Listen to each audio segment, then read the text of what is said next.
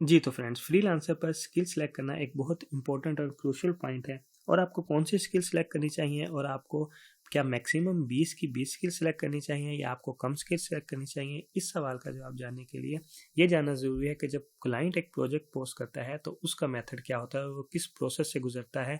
इस चीज़ को देखने के लिए हम एक प्रोजेक्ट पोस्ट करने की कोशिश करेंगे और देखेंगे कि जब क्लाइंट प्रोजेक्ट पोस्ट करता है तो असल में वो किस प्रोसेस से गुजरता है।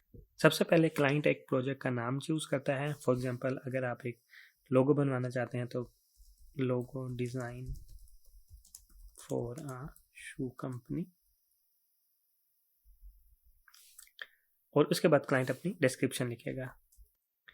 जब क्लाइंट नेक्स्ट करता है तो अब फ्रीलांसर उससे पूछता है कि कौन सी स्किल्स आपको रिक्वायर हैं, कि यानी कि आपको कौन सी स्किल्स रिक्वायर हैं इस प्रोजेक्ट को कंप्लीट करवाने के लिए। दूसरे अल्फाज में इसका ये मतलब है कि आपको जो फ्रीलांसर रिक्वायर हैं उनके पास क्या स्किल्स होनी चाहिए।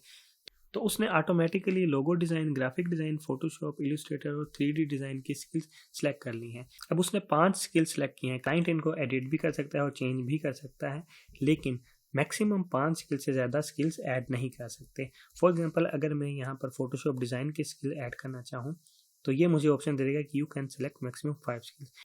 अब जैसे ही क्लाइंट इस प्रोजेक्ट को पोस्ट करता है तो वो तमाम फ्रीलांसर जिन्होंने इनमें से एक स्किल भी सिलेक्ट की हुई है उनको नोटिफिकेशन चला जाता है, और जैसे ही वो नोटिफिकेशन यहाँ पर देखते हैं वो इस प्रोजेक्ट पर बिड कर सकते हैं।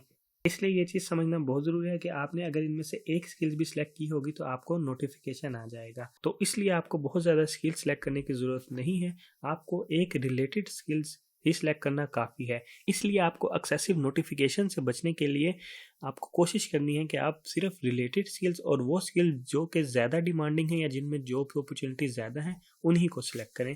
तो आइए देखते हैं कि हम अब स्किल्स कैसे सिलेक्ट कर सकते हैं। तो स्किल सेलेक्ट करने के लिए आप अपने व्यू प्रोफाइल के ऑप्शन पर जाएंगे और यहाँ से आप अपनी एडिट स्किल के ऑप्शन में जाएंगे। तो फॉर एग्जांपल, अगर आप ग्राफिक डिज़ाइनर हैं तो आप इस कैटेगरीज में देख सकते हैं कि ग्राफिक डिज़ाइन की कैटेगरी में तकरीबन 2000 के करीब जॉब हैं।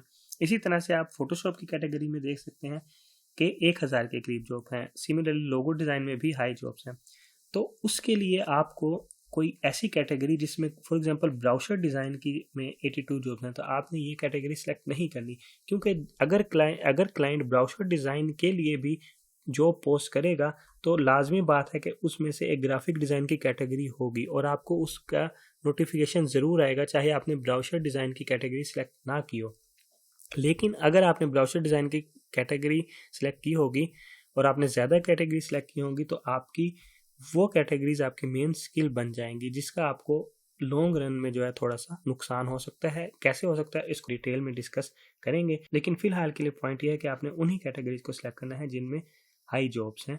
सो फॉर एग्जांपल, अगर आप ग्राफिक डिज़ाइनर हैं तो ये 5 कैटेगरीज आपके लिए इनफ हैं। इसके अलावा अगर आपको कोई लगता है कि फॉर एग्जांपल आप 3D डिज़ाइनर भी हैं तो आप 3D मॉडलिंग और इस तरह की और कैटेगरी सिलेक्ट कर सकते हैं। लेकिन इसके अलावा किसी भी आप वेबसाइट IT सॉफ्टवेयर से रिलेटेड स्किल्स हैं या आपकी राइटिंग एंड कंटेंट से स्किल्स हैं, इस चीज़ को और इस रूल को आपने हमेशा फॉलो करना है और आपने कोशिश करनी है कि आप मैक्सिमम 20 स्किल्स सेलेक्ट ना करें बल्कि मिनिमम पॉसिबल स्किल सेलेक्ट करें।